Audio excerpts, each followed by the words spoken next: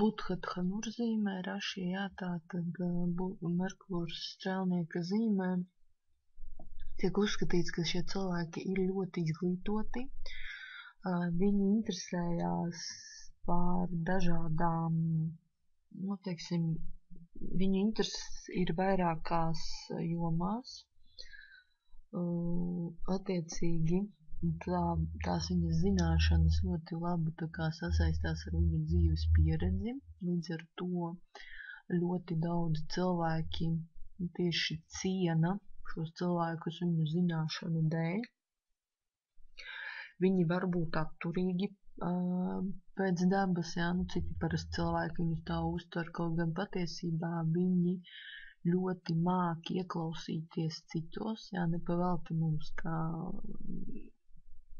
bērnībā teikts, ka cilvēkam ir viena mute un divas ausis, kas nozīmē, ka cilvēkam vairāk jāklausās nekā jārunā.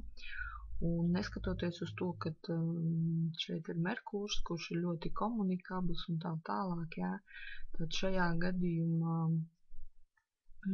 šie cilvēki māk ieklausīties, jā, un runā tikai tad, kad tas tiešām ir nepieciešams. Līdz ar to tieši citi cilvēki uztver mums, ka viņi ir diezgan tādi atturīgāki pēc dabas, jā, kad viņi negrib komunicēt.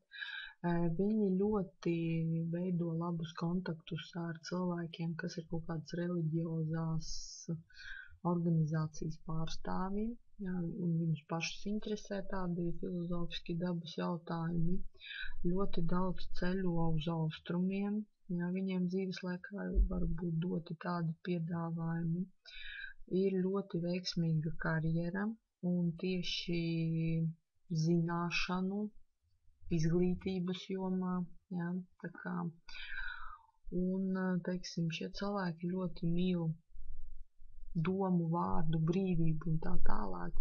Patīk būt brīvam, gan darbos, gan vārdos un domāšanā, jo, teiksim tā, tie cilvēki, kas var rīkoties ļoti ātri, pateicoties iegūtajām kaut kādām savām zināšanām, jā, dzīves laikā.